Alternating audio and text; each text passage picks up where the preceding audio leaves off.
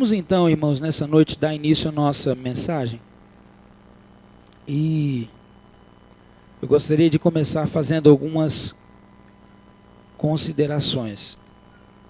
Há 200 anos antes de Cristo, os romanos eles inventaram a língua portuguesa. Lá na Lusitânia. Quanto? 200 anos antes de quem? Já tem um tempo, né? A língua que a gente fala foi inventada 200 anos antes de Cristo. E hoje é a língua mais falada no Ocidente. Mas no mundo é uma língua desse tamanhozinho. Mas ainda tem países que falam português. Por que eu disse isso? Porque a palavra orar, que vem do português, a palavra orar, na tradução do português, ela já significa falar, tá? Então, automaticamente, orar é sinônimo de falar. E adorar é se doar naquilo que se fala. A palavra adorar, no português original, é se doar naquilo que se fala. A oração, ela precisa estar completamente ligada a um coração desejoso de se doar. A oração, ela se mistura com a adoração. Agora, olha que interessante. É só um trocadilho, eu preciso que você preste atenção. Oração se difere da palavra coração por uma única letra. Pensa aí na sua cabeça. Oração e coração. Entendeu isso? Qual letra que dá diferença aí? Deixa eu ver se você entendeu. Você. Oração e coração. E a palavra adoração só também diferencia de duas letras. Trazendo para nós o sentido dessas três palavras, adoração, coração e oração, oração, adoração e coração, as três palavras na própria língua elas estão entrelaçadas. Qual que é o grande problema? Muitas vezes nós vamos orar e o nosso coração está longe disso. Então essa oração não terá efeito. Está me entendendo? Você pode não ter palavras. Na sua oração pode faltar palavras, mas na sua oração e na sua adoração não pode faltar o seu coração. Amém?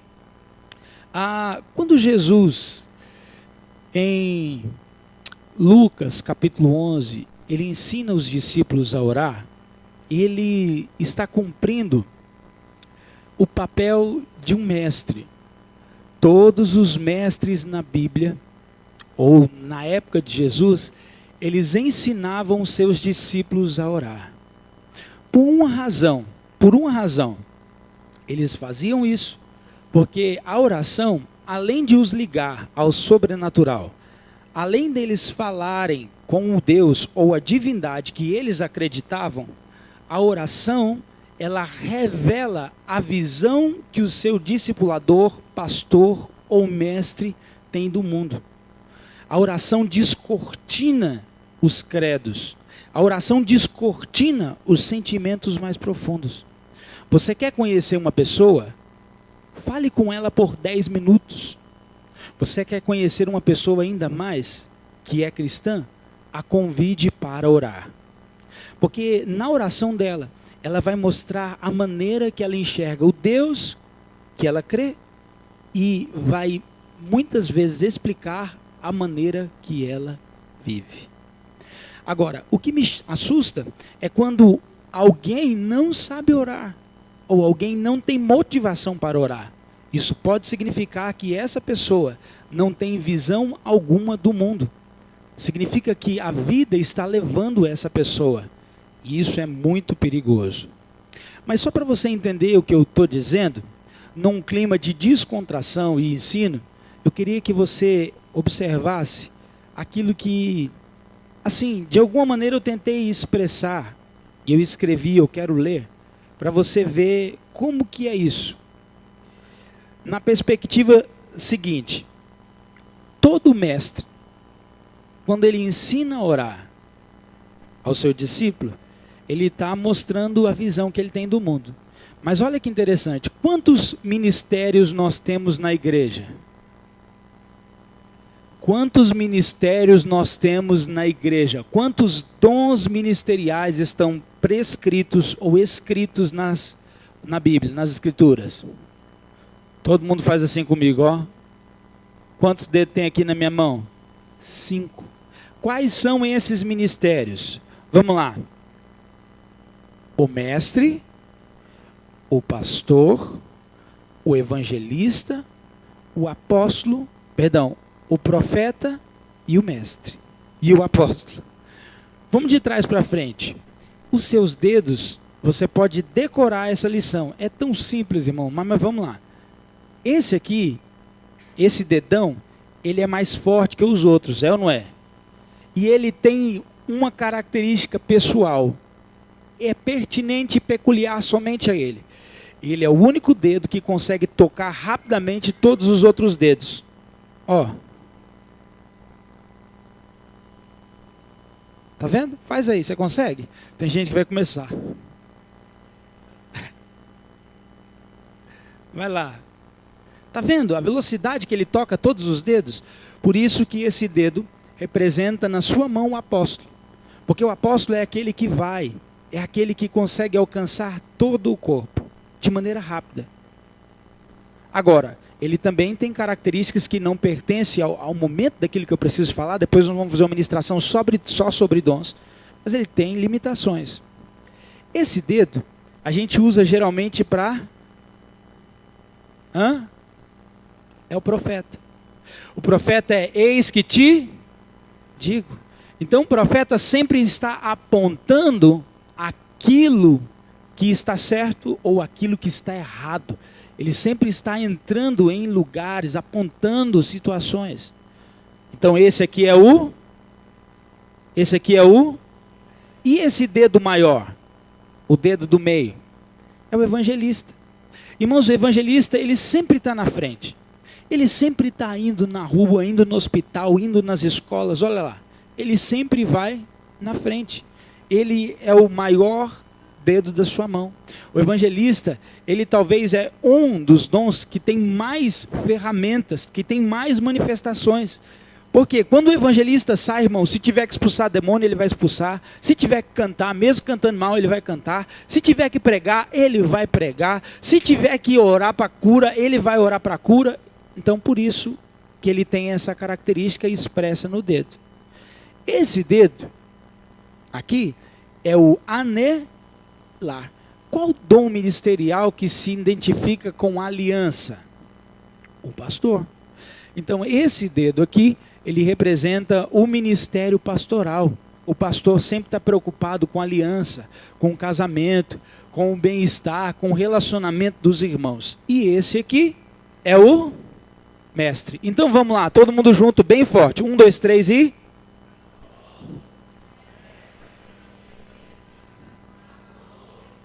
Mestre. O mestre porque ele consegue entrar com facilidade em lugares profundos.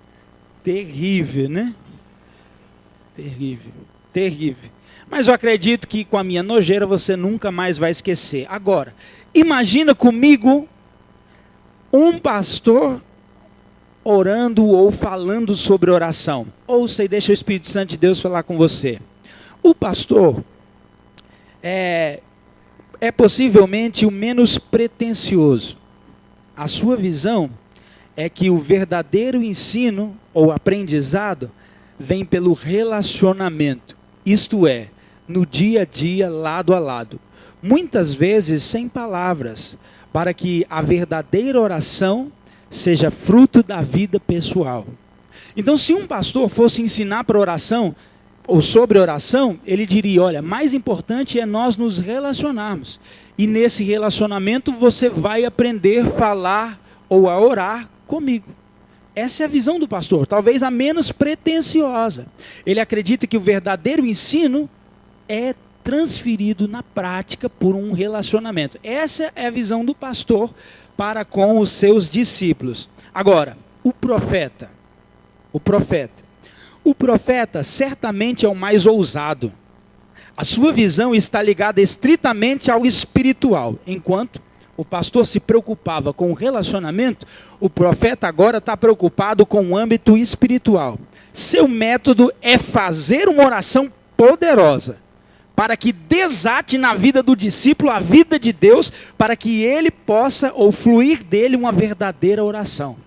Olha para o seu irmão e diga: olha para você ver a visão do mundo. O pastor, na visão do mundo, a visão que ele tem é: vamos nos relacionar mais e você vai aprender. Na visão do profeta é: eu vou fazer uma oração e vai desatar, você vai fazer um download e você vai aprender a orar. Agora, o evangelista, indiscutivelmente, é o mais criativo. Surpreende por seus métodos inusitados. Para ele, tudo é bem simples. Se tratando da oração, ele acredita que todos já têm oração dentro de si. Para ele não existe parâmetro, regra. Se trata apenas de abrir a boca, falar o que sente para Deus e acreditar que existe um Pai lá no céu. Essa é a visão do evangelista. Então observe, o evangelista não está apegado ao método, porque para ele tudo acontece, e a oração é apenas o fluir de Deus. Já o apóstolo, falando, ensinando sobre oração, na visão dele, ele deve ser, é claro, mais empreendedor. Para ele, quanto mais gente orando em lugares diferentes, por mais tempo, melhor. A sua fala revela o seu perfil comportamental. Vou enviar o mestre para fazer um seminário sobre esse assunto, junto com o profeta, para orar por você, para que rompa, e eu recomendarei o pastor estar bem perto, para você não esquecer o que foi dito pelo mestre e aquilo que você recebeu do pastor. Entendeu? Não, né? Eu entendi. O apóstolo é o gerente. O apóstolo é o supervisor. Na visão dele, ele está dizendo assim, ó: eu não sei fazer, mas tem gente comigo que sabe fazer. Então eu vou mandar o mestre junto com o profeta, porque o mestre só vai dar aula, mas o profeta vai fazer romper. E o pastor vai estar perto para não perder tudo aquilo que recebeu. Por último, o mestre. A visão do mestre, a fala do mestre, a prática do mestre é: vamos marcar um seminário? Pelo menos 3 dias. Se nós tratarmos esse assunto em série, eu sei que isso vai ajudar você a entender sobre oração. Irmãos, não importa como ou de que maneira, o mais importante é que você decida orar. Amém? Por que seria assim? Por que seria dessa maneira? Qual deles estão certos? Irmão, todos estão certos. Só que se você tiver um pastor apóstolo, vai ser de um jeito. Se você tiver um discipulador evangelista, vai ser de um jeito. Se você tiver um pastor mestre, vai ser de um jeito. Então, essas pessoas, elas estão expressando, através da sua identidade, aquilo que é importante para eles e para Deus. Amém? Exemplo. Quantos já ouviram falar de Martin Luther King? Olha o que ele disse. Na visão dele, ser um cristão e não orar é tão impossível quanto viver e não respirar. Essa era a visão da oração para Martin Luther King. Então ele diz o seguinte, que é impossível você viver. Alguém consegue viver sem respirar? E espiritualmente você não pode viver sem orar. Olha para o seu irmão e pergunta para ele: você tem orado de quanto em quanto tempo?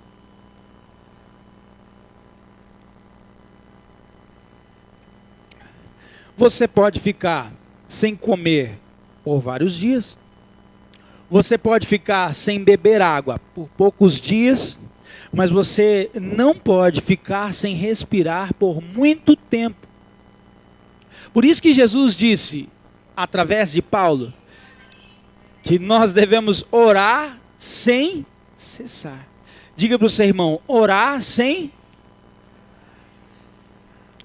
cessar. Por quê? Irmãos, isso está sendo comparado na visão de Paulo, a oração, como a respiração. Tem gente, irmãos, que respira num domingo.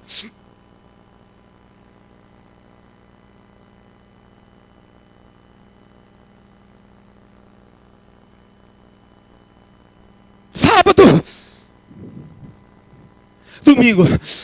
Ai, Tem gente orando, irmãos, de domingo em domingo. Isso é loucura, você vai morrer. Porque oração, no padrão bíblico, é tão importante quanto a sua respiração. Assim como você precisa do oxigênio para viver a vida natural, você precisa da oração para viver a vida espiritual. Matthew Henry foi um dos maiores teólogos do século XVI e ele elaborou um método fantástico sobre oração. Num tempo oportuno eu vou usar o método dele, mostrar para vocês, mas eu acredito que não vai ser nessa série. Olha o que Matthew Henry disse: sempre que Deus tenciona exercer misericórdia para com o seu povo, a primeira coisa que faz é levá-lo a orar. Deus não vai responder com misericórdia enquanto nós não começarmos a orar de verdade. Você quer que Deus salve o Brasil? Você quer que a misericórdia de Deus alcance a sua família? Então esteja pronto para Deus te tensionar a orar mais. George Whitefield, ele diz o seguinte: na visão desses mestres, cada um tinha uma visão do mundo. Através da oração eles expressavam isso. George Whitefield, ele diz o seguinte: tenho passado dias e até semanas prostrado ao chão, orando silenciosamente ou em voz alta. Olha o que ele está dizendo: tenho passado dias e até semanas. Qual é o máximo de horas que você já orou?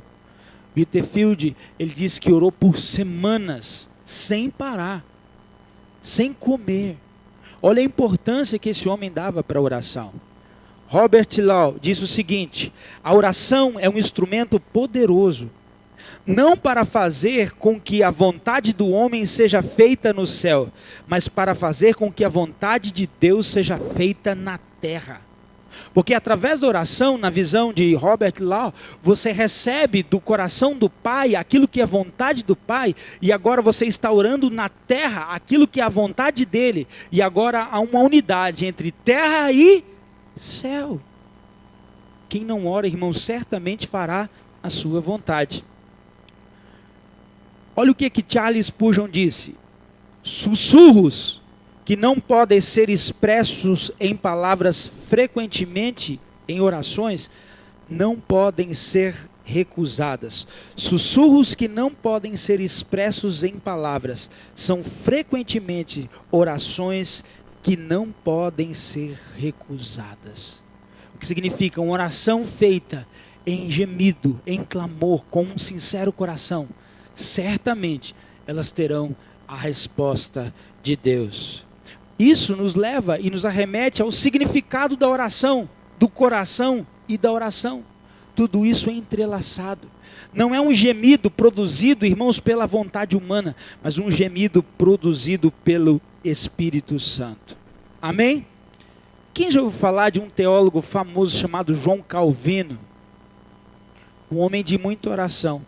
Olha o que Calvino disse: a oração é o antídoto para todas as aflições. A oração é o antídoto para todas as aflições. Você tem passado por lutas? Você tem passado por angústias? Lembra que eu disse no começo que a oração, ela revela a visão do mestre. Calvino foi um homem muito doente. Calvino foi um homem que foi expulso da sua própria nação. Ele teve que ir morar em uma outra nação. Calvino, ele foi um daqueles que ajudou no movimento da reforma e até edificar a igreja com seus ensinos. Um dos maiores teólogos que já existiram. Mas esse homem de tantas aflições, ele diz que a resposta para a aflição é oração. Olha, que na visão dele sobre oração, ele está revelando o que o afligia, como era a vida dele. Vamos lá. Eu estou estudando um material muito interessante que não está ligado propriamente à oração. E é fantástico, irmãos. É muito, muito interessante. E essa nota que eu vou fazer, eu tirei desse material. Se você quer estudar mesmo, Esse livro chama Pais da Igreja. É um livro de um autor chamado Christoph Hall. É um livro bem profundo. E Christoph Hall, ele conseguiu voltar através das suas pesquisas nos séculos depois da morte de Cristo, nos primeiros séculos. E ele identifica os pais da igreja. Quem foram os pais da igreja? Isso depois do período apostólico. Quando começou a haver a perseguição, se levantaram grandes homens de Deus, que eles não eram propriamente os homens de Deus que nós pensamos, da maneira que nós pensamos, mas eles eram muitas vezes mais bíblicos do que os homens de hoje que a gente acredita que eles são de Deus. Por que eu dei essa volta toda? Porque eles eram padres. Esses padres ficaram conhecidos por defender a palavra. Eles se levantaram contra imperadores, se levantaram contra governantes, deram a vida. Esses homens foram profundos na palavra. E eles tinham uma concordância sobre os principais assuntos da palavra. Eram para eles 7 assuntos. Quem eram esses homens? Ambrósio, Jerônimo, Agostinho, Gregório o Grande, Basílio o Grande, Gregório de Naziano. Meu Deus, esse Gregório de Naziano, irmãos, é um negócio de doido. Atanásio e João Crisóstomo. Para todos esses homens que foram considerados pais da igreja, presta atenção o que eles elegeram na sua teologia como essencial. Primeiro, Deus é um ser triuno. Deus é 3. Porque naquela época tinha gente dizendo que Jesus não era Deus, que Jesus era um anjo. Irmãos, Jesus é anjo? Não, então a igreja ela travou brigas por causa disso, e Deus levantou muitos homens, dentre eles Tertuliano, um homem que brigou com muita veemência pela trindade, pela triunidade de Cristo, pela divindade de Cristo.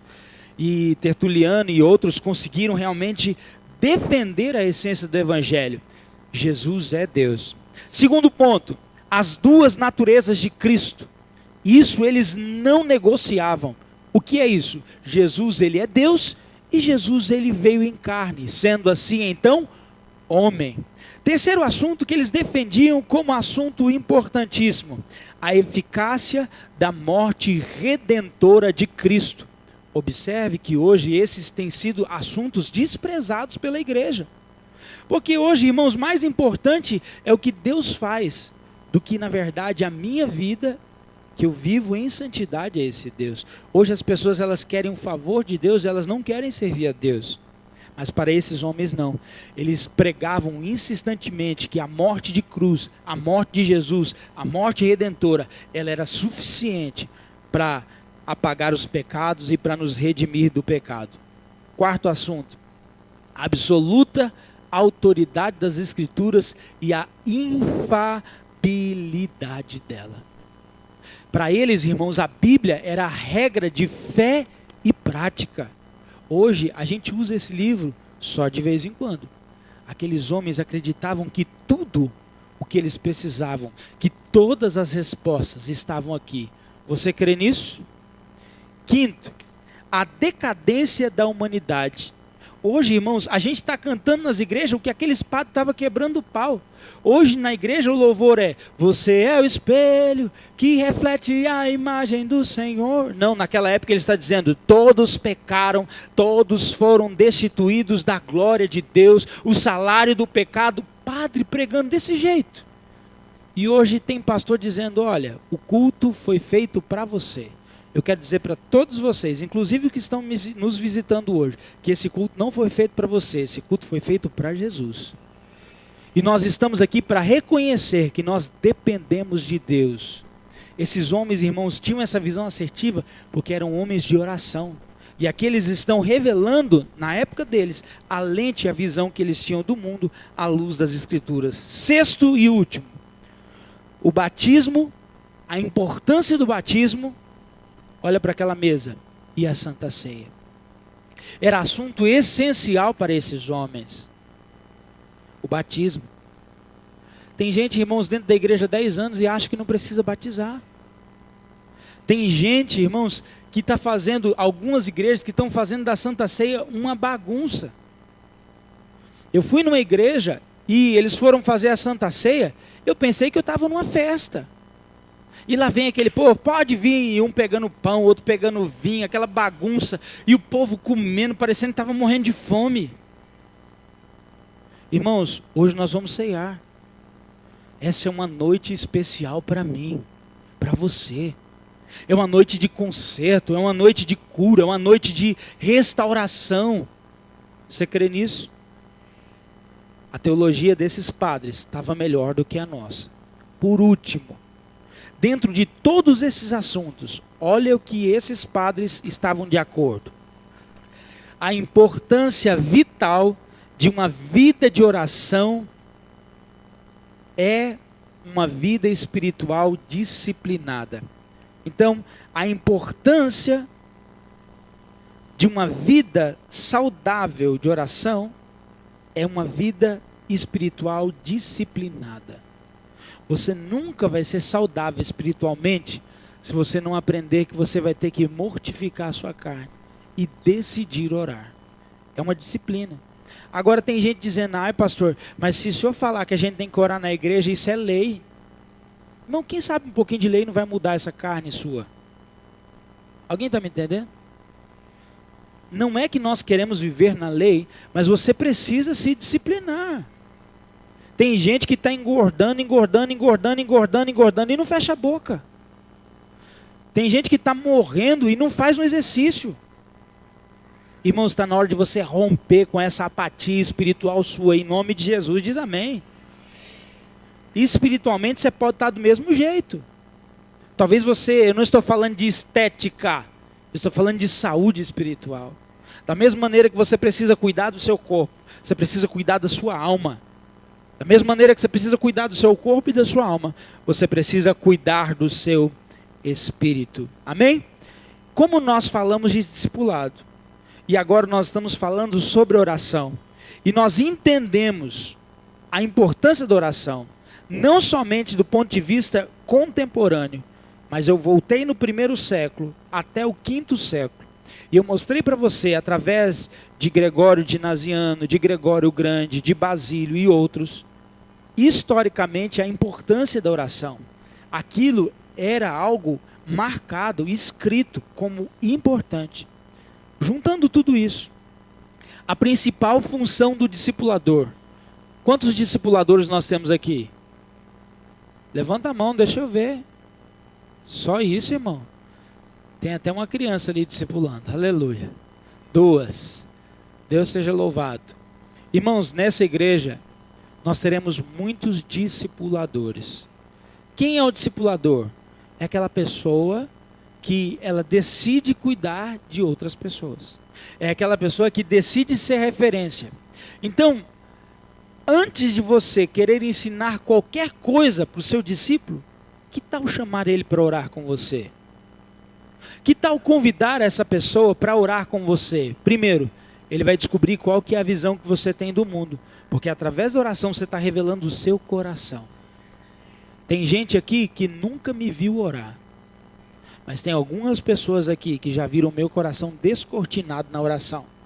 Quando eu digo oração, eu não estou falando dessa oração, oh Deus, abrimos esse culto, abrimos essa reunião. Não, estou falando da oração da intimidade. A principal função do discipulador é ensinar os seus discípulos a orar. Lembra que eu falei, não importa qual é o dom que flui, ensine o seu discípulo a orar.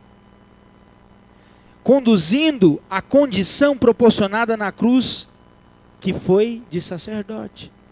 Um crente que não ora, ele ainda não entendeu o seu ministério. Ele ainda não entendeu a sua função no reino. Por quê? Todo nascido de novo é um... Todo nascido de novo é um...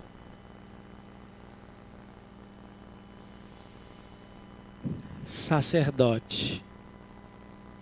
Um reino de sacerdotes para Deus.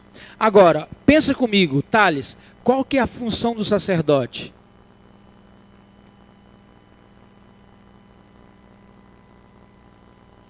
Um de cada vez. Não, é só você, né?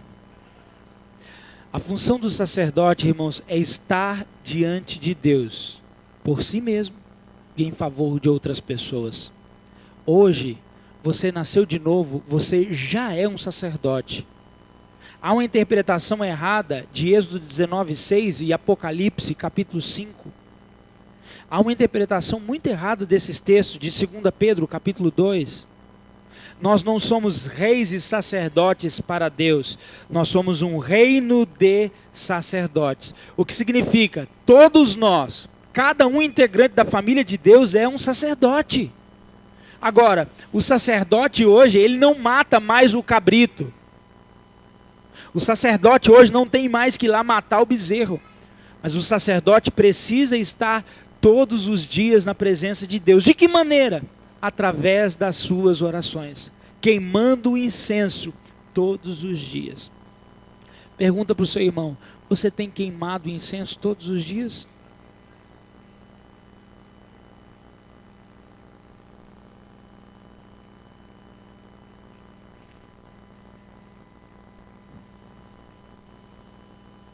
Sim ou não?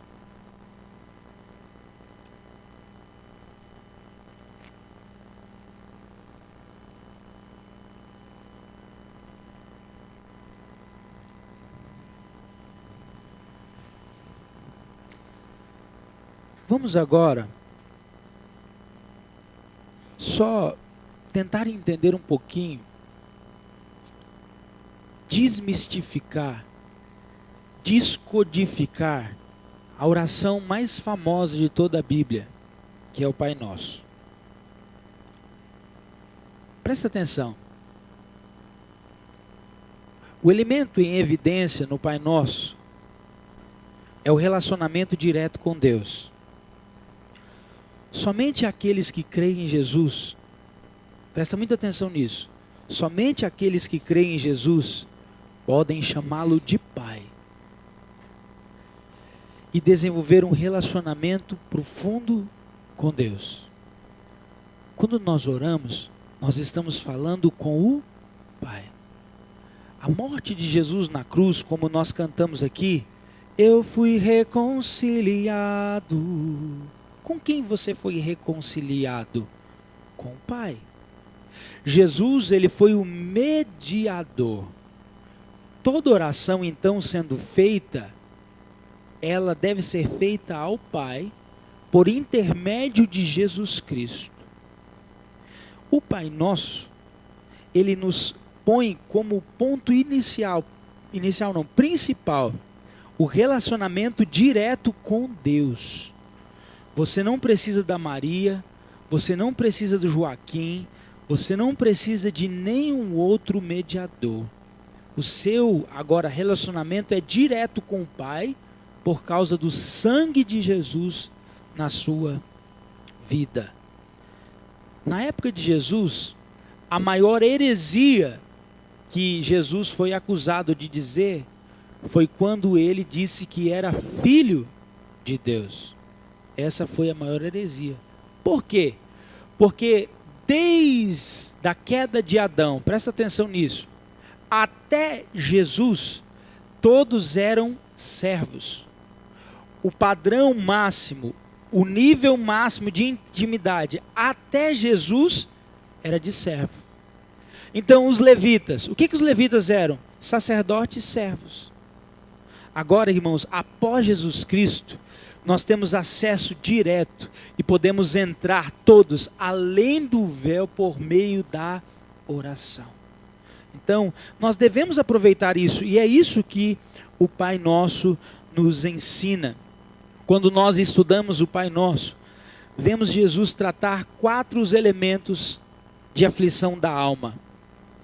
Jesus combate nessa simples oração 4 elementos, e eu vou mostrar para vocês de maneira prática, que afligem a alma humana.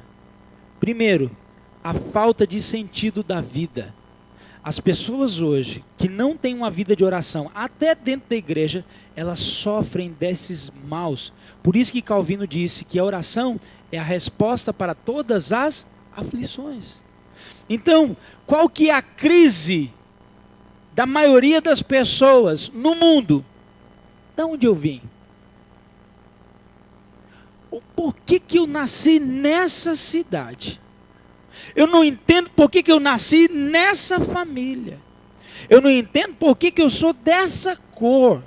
Irmãos, isso identifica que essa pessoa não ainda se relaciona diretamente com Deus. Porque através da oração no Pai Nosso, conhecendo o Pai Nosso, nós entendemos o real sentido da nossa vida. Segundo, um apelo aos desejos. Isso é aflição da alma. A oração não pode se consistir em apenas pedir.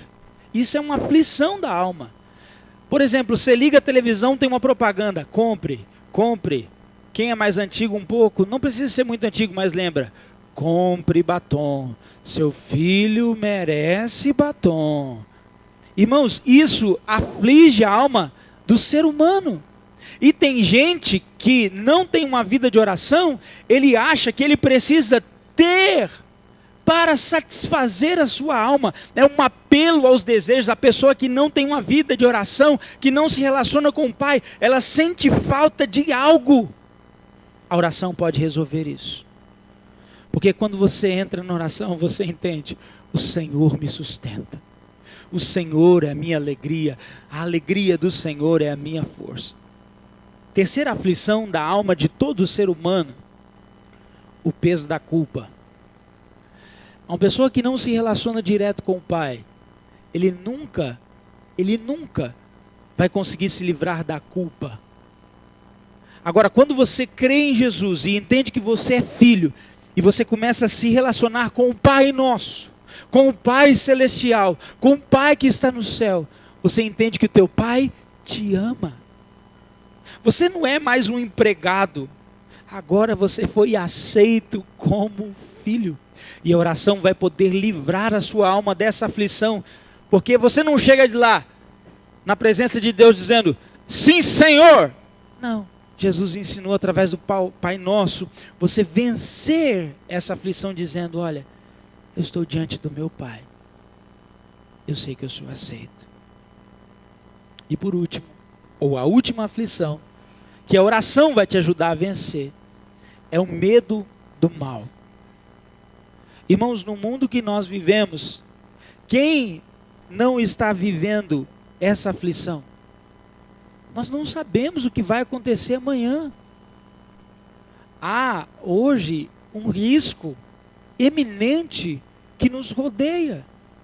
Por exemplo, até pouco tempo, a gente se sentia seguro dentro de casa. Mas hoje os bandidos não estão respeitando nem a casa da gente. Há casos próximos de nós, e talvez você conhece, que o pai de família estava assistindo televisão, o bandido entrou, arrombou a porta, humilhou todo mundo, pegou o que queria e foi embora. Nem dentro de casa mais a gente tem sossego. Então há um mal que nos rodeia. Quantos estão entendendo isso? Lá na MCM, um cara entrou dentro do auditório da MCM, ele roubou o material nosso, tudo com grade. Ele achou um lugar que era mais frágil, foi lá, arrombou, 3 metros de altura, subiu e levou um monte de coisa.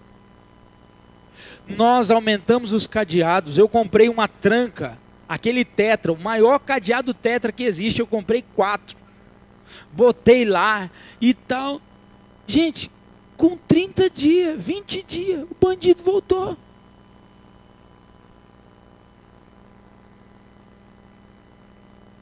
E aí todo mundo começou lá, meu Deus, será que nós estamos seguros?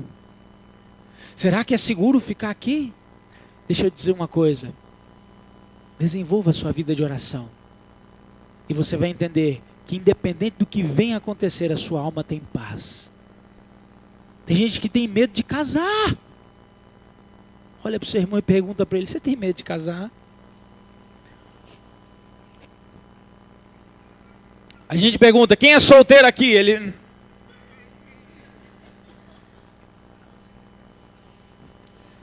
Seja livre de todo medo em nome de Jesus.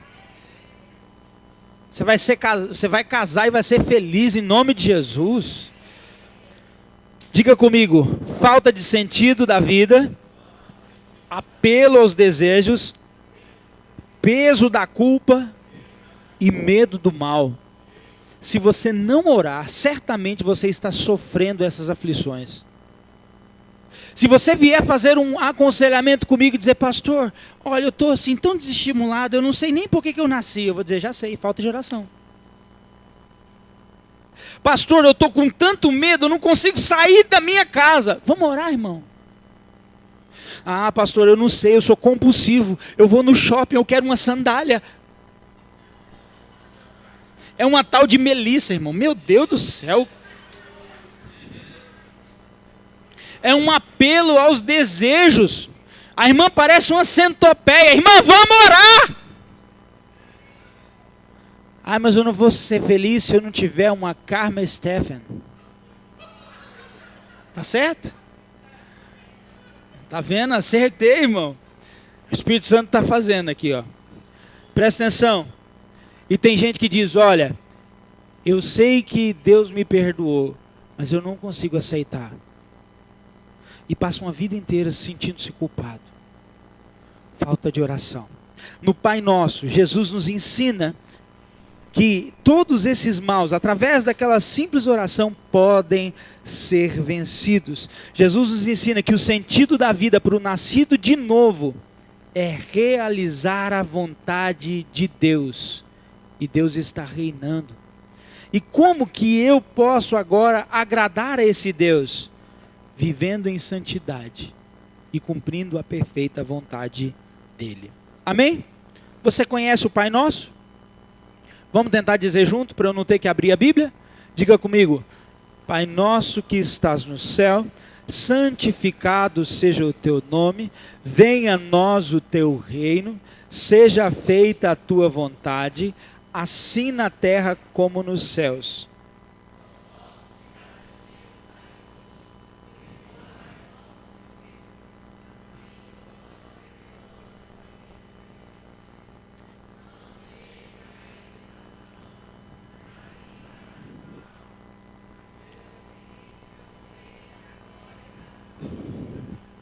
Amém.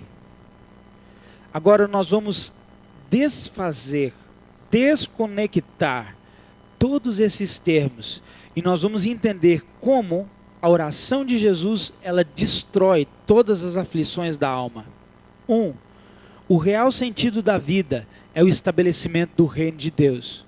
Jesus disse que nós devemos buscar em primeiro lugar o reino de Deus. E na oração ele diz: venha a nós o teu. Qual que é o sentido da sua vida? Estabelecer o reino de Deus, implícito na oração.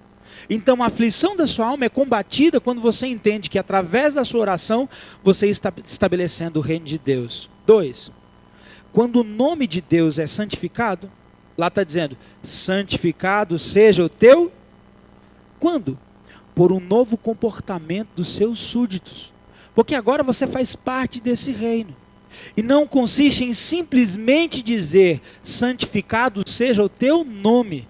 Mas agora, através desse clamor, você que é um filho de Deus, um súdito desse reino, você está santificando o nome de Deus quando você vive em santidade. E quando você tem prazer em fazer a sua vontade. Esse tipo de vida traz harmonia entre terra e céu. Qual que é a vontade de Deus? A vontade de Deus é que o reino dele seja estabelecido, que o nome dele seja santificado. E o reino dele só vai ser santificado através da sua vida. Por exemplo, tem gente no trabalho que ele tem uma outra vida. Você conhece alguém assim? Ele na igreja é crente, mas no trabalho dele, na escola dele, na faculdade dele, os assuntos são outros. Na igreja ele fala de teologia, na igreja ele fala de soteriologia, martiologia, pneumatologia. Salvação, pecado e do Espírito Santo. Usa nomes, nomenclaturas complicadas para expressar a sua capa espiritual. Mas no trabalho, ele só fala de coisas que não convém. Então, o nome de Deus, ao invés de ser santificado, o nome de Deus está sendo blasfemado, envergonhado, diminuído.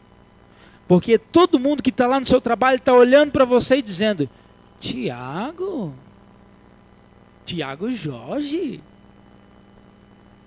É que ele não olhou, ele fingiu que não era ele. Daniel, Rochel. Uai, mas assim até eu quero ser crente. Entende? O nome de Deus está sendo santificado ou envergonhado através da sua vida. E no Pai Nosso, quando dizemos santificado seja o teu nome, significa que todos os seus súditos estão agora vivendo de uma nova maneira de viver. 3. O reino de Deus manifestado é constituído por meio dos seus filhos e sacerdotes. Então esse reino só será manifestado através dessa nova conduta. Nós não podemos, irmãos, jogar tudo isso para o espiritual. E na oração essa incumbência nos é transferida. 4. O propósito do filho é honrar o pai. Sim ou não? Qual que é o propósito do filho? Honrar o pai. Honrar o pai terreno. Como que a gente honra o pai terreno? Respeitando. Vamos ser mais práticos. Como que a gente pode honrar alguém que está sobre nós? A palavra que eu gostaria de ouvir é que a Sandra disse: obedecendo. Como assim, pastor? Quem conheceu o pastor José Milton, levanta a mão aí. O pastor José Milton, nos últimos dias de vida dele, ele estava muito debilitado no hospital. E já tinha aí pelo menos uns 7 dias, ou vários dias, que ele estava muito fraco mentalmente. A dor que ele sentia era tão grande que ele descompensava por razões patológicas e, acredito eu também, pela sensação de dor. O cálcio, quando ele sobe, ele altera e afeta a mente da pessoa. Uma pessoa que o cálcio dele eleva demais, isso no organismo, e não há uma harmonia entre o sódio, o potássio e o cálcio, quando o cálcio sobe demais, a pessoa automaticamente ela desconecta mentalmente. Aquilo que era bom em harmonia, em desarmonia, afeta totalmente a mente da pessoa. E a gente não sabe se propriamente por causa da dor ou pelo cálcio elevado dentro do organismo dele. Ele já tinha vários dias que ele estava assim desligado do mundo. Ele falava tanta coisa que a gente não entendia nada, a gente ficava com medo, não sabia o que... Mas o Wallace, quem conhece o Wallace, meu filho? O Wallace, neto do pastor José Milton, entrou no quarto do hospital, a gente tudo sentado. Quando ele olhou para o Wallace, o meu pai, ele disse: Wallace, vem cá. Ele não estava chamando ninguém pelo nome. Ele olhou para o Wallace e disse: Wallace, vem cá. Todo mundo assustou, empurrou o Wallace, vai lá. É raro, o que está vindo aí é raro. E empurramos o Wallace. O Wallace chegou bem pertinho da cama e ele disse assim, olhou nos olhos dele com muita sobriedade e disse: Wallace, meu filho, quando o teu pai e a tua mãe te pedir uma coisa, faça exatamente o que foi pedido. Faça bem feito, porque é dessa maneira que você honra o teu pai. Então, trazendo para a oração de Jesus, quando Jesus disse: seja feita a tua vontade, ele está dizendo: aprendam a honrar o Pai Celeste, fazendo exatamente aquilo que Ele deseja e da melhor maneira que vocês possam fazer, porque isso trará um sentido real para a vida de vocês, e dessa maneira vocês estarão honrando o seu Pai. Irmãos, observe, o que eu estou fazendo aqui? Eu estou trazendo conexão entre sua vida espiritual, a sua vida natural. Estou dizendo para você que a sua oração, ela é, claro que a sós com Deus, mas a sua oração também ela precisa estar encarnada dentro de você. O Pai Nosso nos tira do âmbito somente espiritual e nos leva para o âmbito da prática. Você pode dizer amém? 5. O sacerdote serve ao seu Deus por meio de sacrifícios diários. Então, dentro daquilo que nós estamos conversando sobre oração, voltando e entendendo um pouco, a oração tem que ser feita diariamente. A gente disse no começo que a oração precisa ser feita em todo o tempo. Mas agora, como sacerdote, você precisa entender que a oração, ela deve ser diária. O sacerdote, ele sacrificava todo dia. A partir de hoje, ouça isso. Se você quer estar no centro da vontade de Deus, discipline-se a orar todos os dias. Porque essa é a vontade de Deus. Essa é a vontade do Pai. Essa é a vontade de Jesus para você. O sacrifício deve ser diário. O que significa? A oração deve ser diária. Porque agora você é filho, mas você é sacerdote. Penúltimo. A vontade do Pai é que nenhum se perca. Essa é a vontade do Pai. E quando nós estamos estabelecendo o reino, irmãos, esse reino não consiste em visível aparência. Jesus disse, olha, quando disserem que o reino está ali na Universal em São Paulo, quando disserem que o templo de Salomão é o reino, não faça isso. É claro que eu estou trazendo para os nossos dias. Quando eles disserem que o reino, não, o reino de Deus está onde? Está dentro de vós. Irmãos, a expansão do reino de Deus, ele está ligado a vidas sendo alcançadas. Sendo assim, estabelecer o reino de Deus é ganhar vidas. E nós entendemos que o sentido da nossa vida, por meio da oração, é estabelecer o reino, santificar o nome dele através da nossa maneira de viver. Então nós precisamos entender que a oração é a ferramenta para que nós venhamos estabelecer esse reino. Sabe, eu gostaria que você, assim, realmente assumisse o compromisso de orar pela salvação de alguém. Porque se o nosso desejo é que a vontade dele no céu se cumpra na terra, digo eu para você, a vontade perfeita dele é que nenhum se perca, é que ninguém se perca. Então a gente precisa sair desse campo abstrato e entender que a vontade dele é essa. Seja feita a tua vontade. Qual que é a vontade? Qual que é a vontade, irmão? Que nenhum se perca. Então, por meio da oração, você precisa ser impulsionado a orar e a interceder. Por último, a comunhão com Deus, por meio da oração, tem um papel fundamental de tornar o crente semelhante a Jesus. De que maneira? Perdoando, amando, servindo uns aos outros e dessa maneira tributando glória a Deus. Por quê? A segunda parte da oração, a segunda parte do Pai Nosso, ela diz o seguinte: perdoa as nossas ofensas. Esse é um mal. Senhor, eu sei que eu tenho culpa. Lembra da culpa que eu falei lá atrás? De todo ser humano? Na presença de Deus essa culpa desaparece. Mas a oração, a tua oração, não vai fazer apenas você resolver os seus problemas.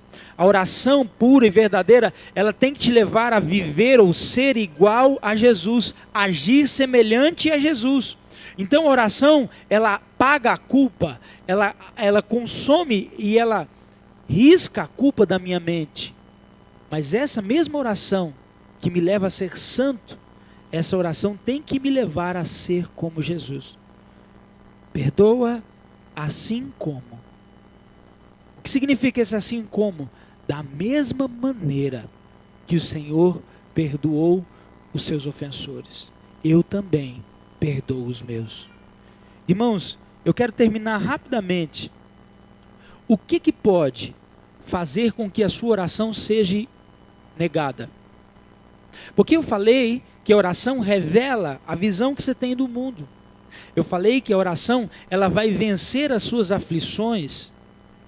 A oração vai te ajudar a viver uma vida livre de culpa, livre do pecado, com sentido, exercendo o seu ministério sacerdotal. Mas eu preciso ser bem sincero. de que existem algumas ações, comportamentos que você tem, que pode fazer com que a sua oração seja interrompida. Primeiro, pastor, isso é quase uma heresia. Não é bíblico, irmão. Uma má conduta. Sabia que o mau comportamento seu pode fazer com que a sua oração seja interrompida? Pastor, o senhor acabou de dizer que a oração livra-me da culpa. Ela livra da culpa aquele que arrependeu. Ela livra da culpa aquele que está humilhado, aquele que está realmente envergonhado do que fazia e agora está decidido a não fazer mais. Alguém está me entendendo? Agora, segundo 1 Pedro, capítulo 3, ficou estranho, né? Segundo 1 Pedro, não, de acordo com o que está escrito em 1 Pedro, capítulo 3, versículo 7, lá diz aos homens, cadê os homens? Casados, levanta a mão, que se você não viver a vida comum do lar, você pode ser um sapatinho de fogo e a sua oração vai ser interrompida. Se você é um péssimo pai, a tua oração está sendo interrompida. Se você é um péssimo marido, a sua oração está sendo interrompida. Se você não vive a vida comum do lar, o que é a vida comum? É catar o lixo, é arrumar a torneira que está pingando, é arrumar o chuveiro, irmãos, que custa R$35, tem 2 anos que está pingando água gelada.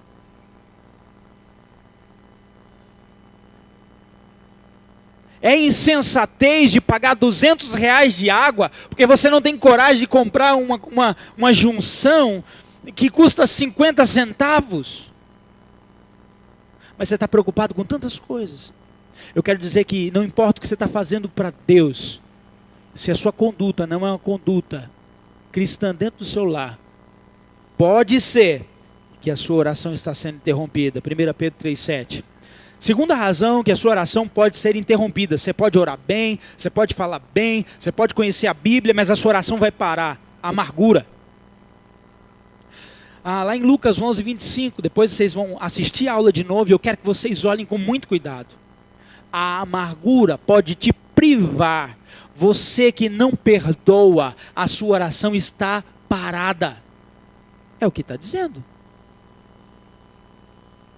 Então, se você não decidir perdoar, você não vai ser perdoado. Terceiro, o que pode barrar a sua oração? Falta de fé. Falta de fé. A gente diz, irmãos, vamos orar para que a nossa cidade seja alcançada. Aí dentro de você se diz, isso não adianta não. O pastor Igor é doido agora. A pastora Viviane, que essa história de ganhar a cidade. Nem faça essa oração. Vamos orar por alguém que está morrendo. Não. É hora de Jesus levar mesmo. Ainda mais se for a sogra. Está amarrado em nome de Jesus. Vocês sentiram amargura aqui, né?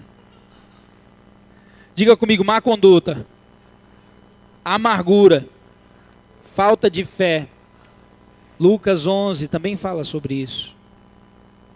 Outra coisa que pode te impedir, eu sei que às vezes mas eu quero te ensinar, eu quero que a gente rompa na oração, irmãos. Não saber pedir. Não saber pedir pode sim atrapalhar que você receba. Tiago capítulo 4, versículo 3. É por isso que nós começamos essa série. É por isso que nós estamos estudando na Bíblia o que é oração, a importância da oração, como orar. Na semana que vem, eu encerro essa série. E nós vamos separar aí pelo menos 10 orações da Bíblia. Você vai poder escolher essas orações como modelo. Hoje nós entendemos o que o Pai Nosso nos ensina e faz romper na nossa vida. Mas na semana que vem nós vamos ser muito práticos em orações que fazem ou que são modelo para que a gente possa orar em situações diferentes. Nessa igreja, eu quero que todos orem a Bíblia. A situação em enfermidade, abre a Bíblia e pleiteia as promessas. Mas para que isso funcione, Você não pode ter uma má conduta, você não pode viver uma vida de amargura, você não pode ter falta de fé, e você precisa pedir aquilo que é bíblico, aquilo que é sensato, aquilo que é a vontade de Deus. 5. Não pedir no nome dele. É necessário pedir no nome dele. Ele disse em João 14, 13 e 14, tudo que pedirem em meu nome eu farei. Então, irmãos, te chamem de religioso, te chamem de qualquer coisa, sela essa oração com o nome de Jesus, porque a promessa está no nome dele. Ah não, pastor, mas isso é religiosidade. Irmãos, se é religiosidade, não, foi isso que ele disse, eu vou ficar com isso. Porque tem pastor fazendo oração no seu próprio nome. Tem um pregador famoso que faz sobrancelha, alisa o cabelo e prega nos Gideões, que ele diz, se tenho crédito contigo. Meu irmão, qual de nós tem crédito com Deus? Nós somos imerecedores de tão maravilhosa graça. Eu queria pedir para os músicos ficar aqui, que nós vamos terminar com aquela canção que cantamos. Então, temos que pedir no nome dele. 6, penúltimo, graças a Deus. Falta de amor. Tem gente que vai orar, irmãos, mas ele não tem amor. Ele está fazendo por obrigação. Ele não ama a ninguém, ele não ama a si mesmo, e ele não ama a Deus. Hebreus 5:7 diz que a sua autoridade sacerdotal, ela está relacionada ao amor. As suas orações devem ser feitas não clamando por justiça, mas por amor. Quando digo justiça, por exemplo, nós estamos orando pela justiça na nossa nação, sim ou não? Mas o que é mais forte é o amor que temos para com esse povo. Alguém está me entendendo? Então, quando nós dizemos, Senhor, faz justiça, nós estamos olhando para a viúva que está sendo roubada. Nós estamos olhando para as milhares de crianças que estão sem merendas, enquanto o dinheiro está aí sendo enviado para paraísos fiscais. A oração precisa conter um amor. Jesus se movia por íntima compaixão. 7, se nós não pedirmos aquilo que é a vontade dele, pode ser que as orações não sejam respondidas. Amém? Então, meu desejo é que você cresça na oração, que você vença as aflições da sua alma e que você renuncie tudo aquilo que está te afastando de Deus. Amém?